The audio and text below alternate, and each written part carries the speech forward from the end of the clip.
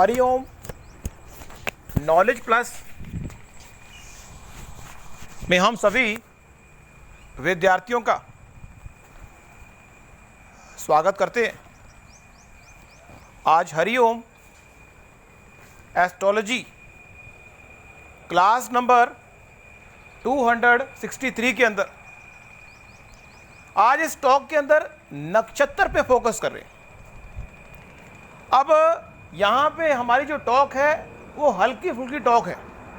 नक्षत्रों के बारे में एक टॉक देने का प्रयास कर रहे हैं।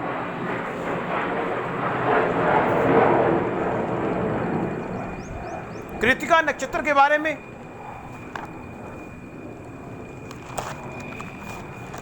कृतिका नक्षत्र के बारे में बताएंगे, भरणी के बारे में और स्वाति के बारे में। जो कृतिका नक्षत्र है वो तीसरा नक्षत्र है और जो भरणी है वो दूसरा नक्षत्र है और जो अश्विनी है वो पहला है। ये बात भी समझने वाली है कि अगर किसी जातक का पहले नक्षत्र में जन्म हुआ है तो वो चीज़ों को क्रिएट करने के लिए आया है। यदि हमने और सूक्ष्म रूप से उसको देखना है तो हम चेकआउट कर सकते हैं कि वो चीज़ों को क्रिएट करने के लिए, धर्म के लिए चीज़ों को क्रिएट करने के लिए आया है, पैसे के लिए चीज़ों को क्रिएट करने के लिए आया है, किसी कामना की पूर्ति के लिए चीज़ों को क्रिएट करने के लिए आया है, या मोक्ष प्राप्त करने के लिए चीज़ों को क्रिएट करने के लिए आया है। ये स्ट्रेट फॉरवर्ड फॉर्मूला है कि अगर पहले चरण में, अश्विनी के पहले चरण में हुआ है तो चीज़ों को क्रिएट करना चाहता है ताकि धर्म स्थापित हो सके। अगर दूसरे चरण में जन्म हुआ है तो वो चीज़ों को क्रिएट करना चाहता है ताकि पैसे की प्राप्ति हो सके। अगर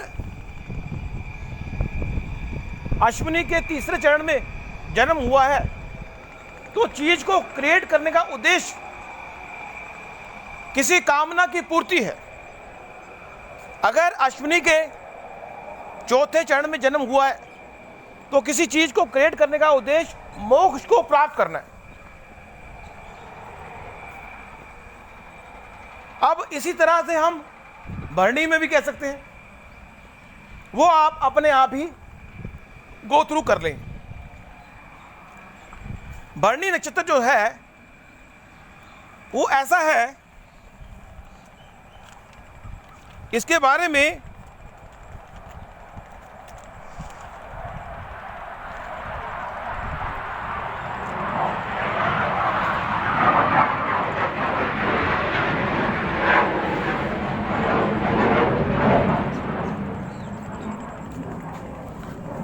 ये कहा गया है क्योंकि भरणी जो है वो शुक्र का और यमराज का नक्षत्र है, इसलिए इस संबंध में ये कहा गया है कि जो आपके अधिकार क्षेत्र में कोई चीज ना हो, जब रिजल्ट आपके हाथ में ना हो, यमराज के हाथ में रिजल्ट नहीं होता। यमराज से मिलके आप किसी तरह के भी अपने बुरे और अच्छे कर्मों के जो डेटाबेस है उसको कम अधिक नहीं कर सकते। इसलिए भरणी नक्षत्र में अगर कोई प्लैनेट होता है तो वो तटस्थ भाव से आपको इस बात के लिए प्रेरित करता है कि आप व्यक्ति से मुलाकात ना करो। मीन्स नॉर्मली ये भी कहते हैं कि धर्मी नक्षत्र के संबंध में ये कहते हैं कि आप अगर भरणी नक्षत्र वाले जातक से मिलने गए तो इट विल बी पॉसिबल कि वो कहे कि मुझे आपसे नहीं मिलना, क्योंकि जिस काम के लिए आप आए हो वो काम मैं कर नहीं सकता। इसलिए नॉर्मली भरणी नक्षत्र वाला जातक के पास जो भी कोई काम लेने जाएगा वो मिलने से इनकार करेगा। क्यों मिलने से इनकार करेगा? क्योंकि वो कहता है कि जिस काम के लिए मुझसे मिलने आए हो उसके बारे में मैं किसी तरह की कोई हेल्प नहीं कर सकता, इसलिए वो मिलने से इनकार करता है। यमराज से मिलके कुछ नहीं कर सकते आप, क्योंकि वो रिजल्ट को चेंज करने का अधिकारी नहीं है। किसी से करनी हो मुलाकात, लेकिन वो कहे मुझे तो अधिकार ही नहीं चेंज करने का।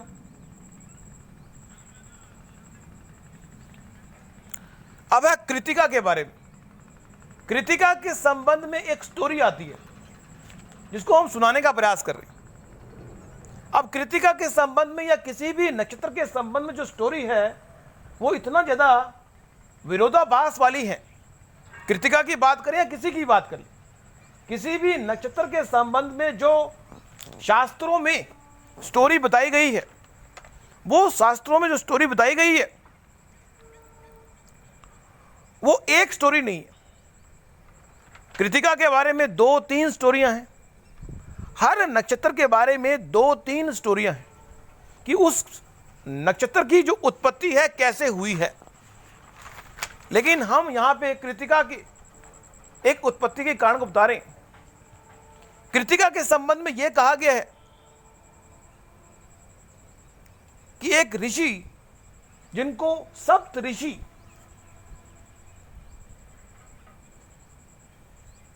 की पत्नियों से प्यार हो गया। एक स्टोरी कहती है कि एक ऋषि को सप्त ऋषियों की पत्नियों से प्यार हो गया।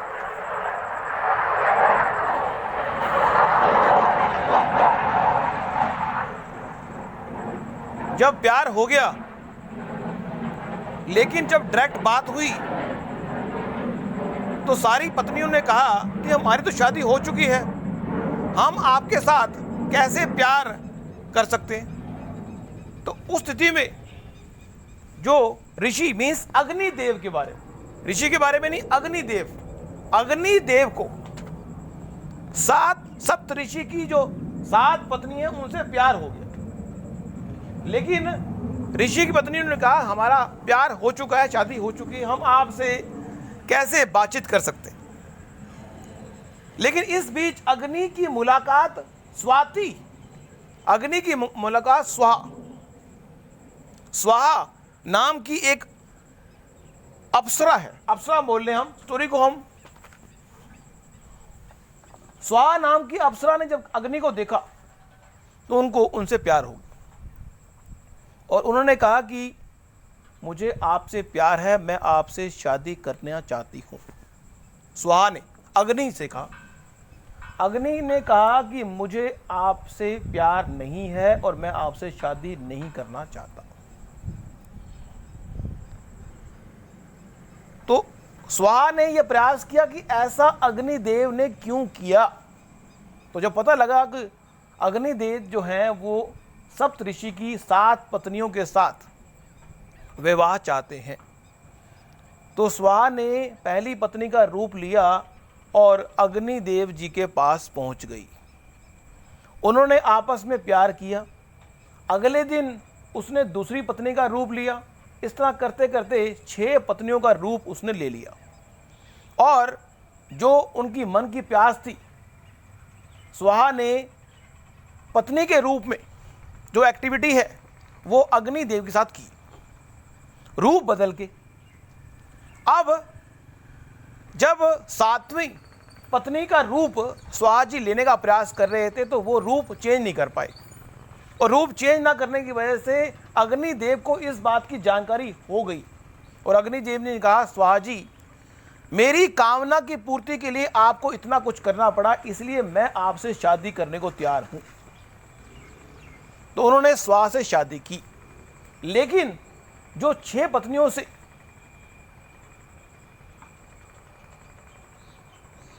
एक पुत्र की उत्पत्ति हुई और वो जो पुत्र है वो कार्तिकेय के रूप में हुआ। अब कार्तिकेय के रूप में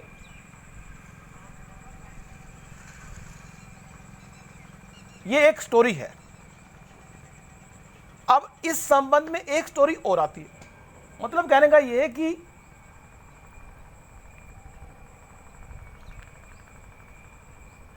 कार्तिकेय जो सा है नक्षत्र में, अगर किसी बालक का या बालिका का जन्म है तो वो व्यक्ति अधिक रिस्पॉन्सिबिलिटी को अपने ऊपर लेने वाला होता है।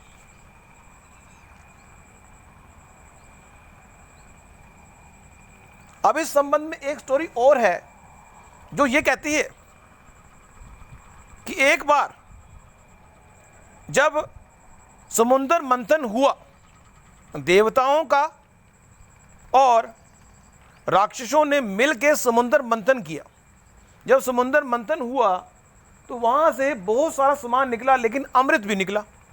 जब अमृत निकला तो देवताओं ने उस अमृत को, राक्षसों ने उस अमृत को देवताओं से ले लिया और खुद पीने की बात की।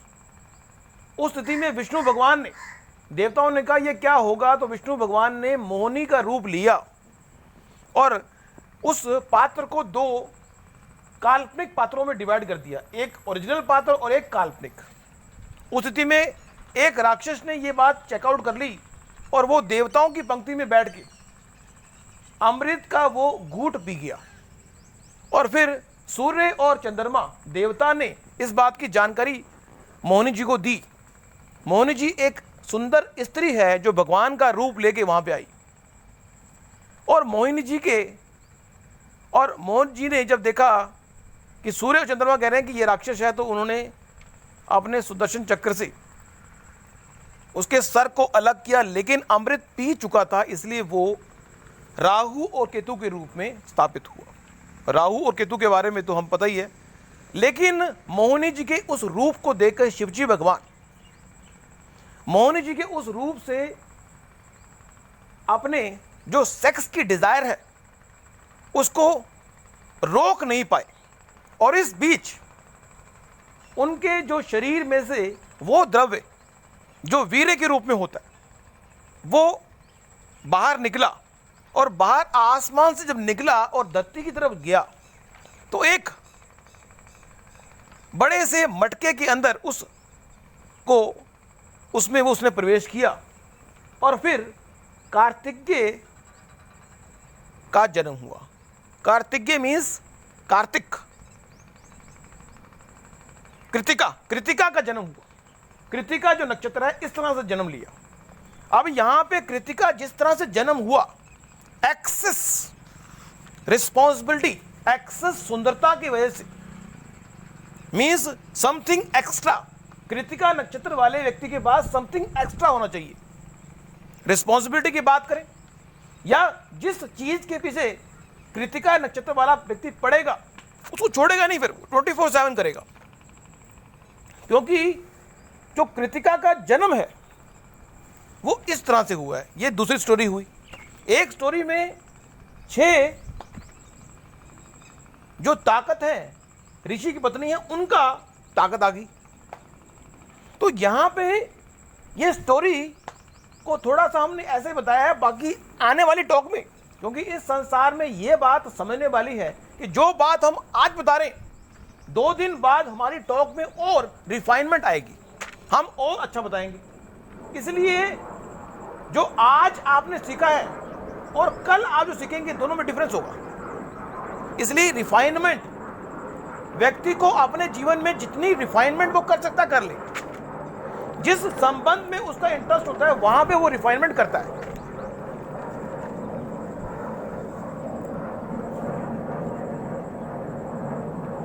तो कृतिका नक्षत्र के संबंध में यह भी कहा है कि उसका कृतिका नक्षत्र में अगर किसी बालक या बालिका का जन्म है तो वो शेयरिंग करने से शर्माता नहीं है, और वो व्यक्ति भगवान का धन्यवाद करने से शर्माता नहीं है।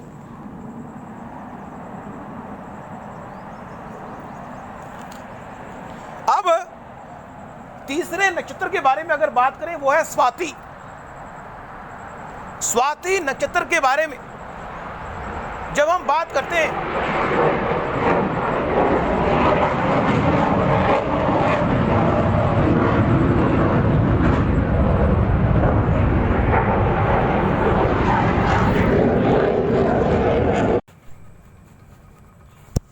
अब स्वाति नक्षत्र के बारे में यह कहा गया कि अगर किसी बालक या बालिका का जन्म स्वाति नक्षत्र में हो, अब स्वाति नक्षत्र के बारे में यह कहा गया है कि एक बार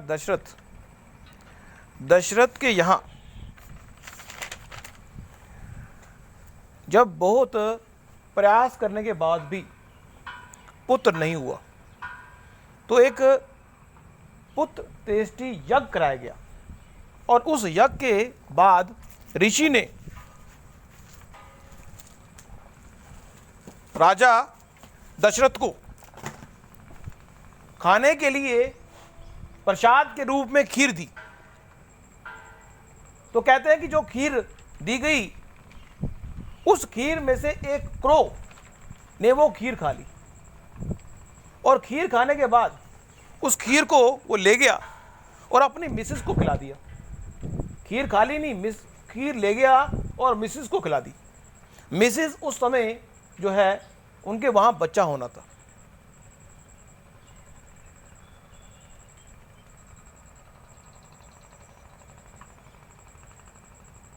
स्टोरी ये कहती है कि उस क्रो ने उस खीर को लिया, वो उस जगह पहुंचा जहां पे हनुमान जी की मां हनुमान जी को जन्म देने वाली थी।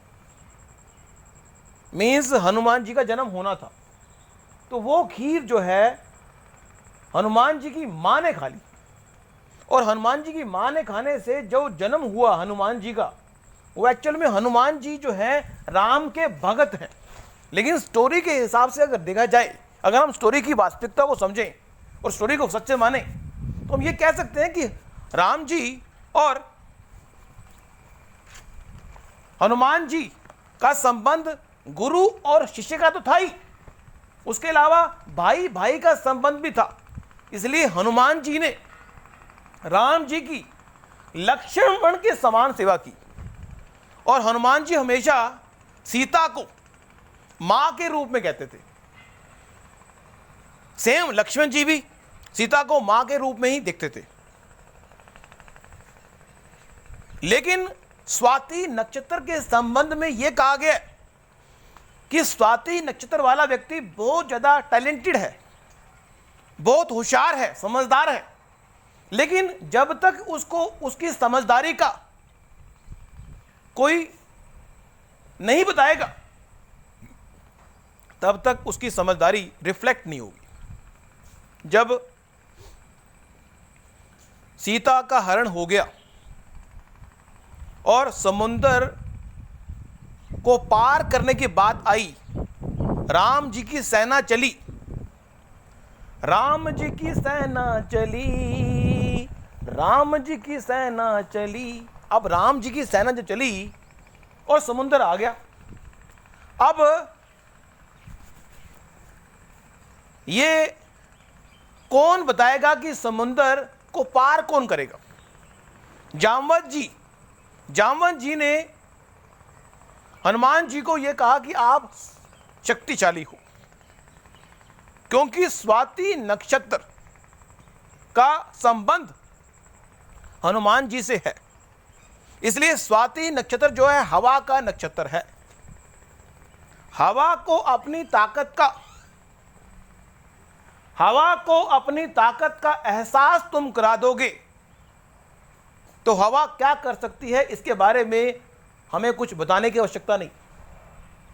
हवा को जब हम अपनी ताकत का एहसास करा देंगे तो हवा क्या कर सकते पता नहीं। उसी तरह से स्वाति नक्षत्र वाला व्यक्ति या कोई भी कुंडली में कोई भी प्लैनेट अगर स्वाति नक्षत्र में बैठा हुआ है और वो पहले चरण में है, तो हवा के माध्यम से वो धर्म स्थापित करेगा। दूसरे चरण में है तो हवा के माध्यम से वो पैसे की पूर्ति करेगा। लेकिन जो की फीचर है वो हवा है। क्या है? हवा। तो यहां पे ये बात क्लियर कर समझ लें कि अगर आपके क्लाइंट की कुंडली में स्वाति नक्षत्र लगन का बन जाए तो इतना जबरदस्त है कि उस व्यक्ति को अगर आसमान छूने की बात भी की जाए तो वो आसमान को छू सकता है। लेकिन अब यहां पे स्वाति नक्षत्र के बारे में यह कहना जरूरी है कि वो आसमान को छू सकता है। इस बात को कौन उसको बताए कि तू आसमान को छू सकता है? मीन्स स्वाति नक्षत्र आपकी कुंडली में या आपके क्लाइंट की कुंडली में या आपके रिलेटिव की कुंडली में जहां पे भी जो प्लैनेट बैठा हुआ है वो प्लैनेट उस तरह से है कि वो चाहिए मुझे कोई बता दे। अगर स्वाति नक्षत्र शुक्र जो है स्वाति नक्षत्र में बैठा होगा, तो उस व्यक्ति को अगर हम ये बता दें कि प्यार कैसे करते हैं तो वो प्यार करके बता देगा। अगर स्वाति नक्षत्र में शनि बैठा हुआ है तो उसको ये बता दें कि कर्म कैसे होता है तो वो कर्म करके बता देगा। मीन्स उसके अंदर वो है जो छुपा हुआ है। मीन्स हनुमान जी के अंदर ताकत तो थी उड़ने की, लेकिन जब जामवंत जी ने बताया कि आप उड़ सकते हो और उनको ये अपनी ताकत के बारे में पहचान कराई, तो हनुमान जी ने अपनी शक्ति को दिखाया। लेकिन अगर जामवंत जी ने ऐसा ना किया होता तो वो ताकत को रिलीज ना कर पाता। तो यहाँ पे ये बात समझना जरूरी है कि स्वाति नक्षत्र का जो भी प्लेनेट है,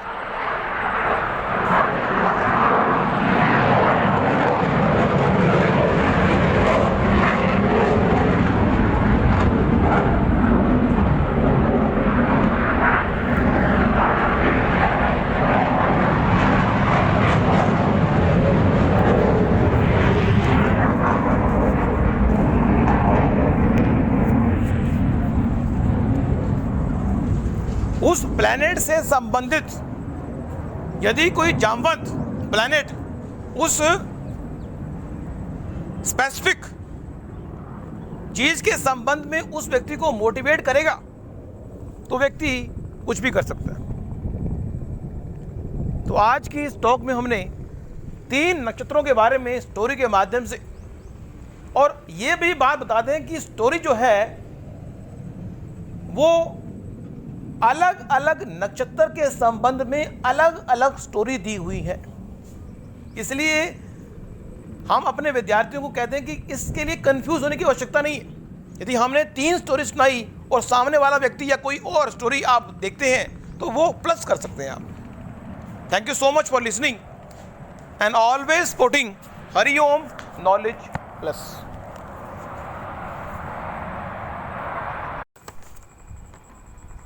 हरिओम नॉलेज प्लस